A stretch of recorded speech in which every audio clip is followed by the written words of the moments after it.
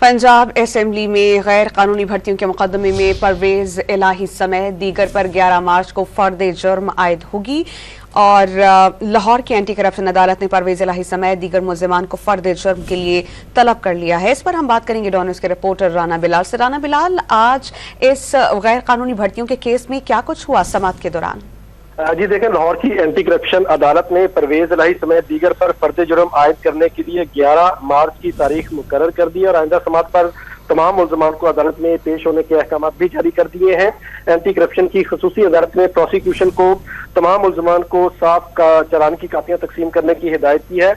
आज anti corruption अदालत के जज अरशद हुसैन भुट्टा ने जो है वो इस मुकदमे पर समाअत की और परवेज इलाही और मोहम्मद खान भट्टी समेत दीगर मुल्ज़िमान को जेल से लाकर आज अदालत के रूबरू पेश किया गया। ताहम अदालत ने फरीकैन वकला को हिदायत की है कि 11 मार्च को परवेज इलाही समेत दीगर मुल्ज़िमान पर फर्द जुर्म आयद की जाएगी। राना बिलाल, बहुत शुक्रिया, आपने अपडेट किया।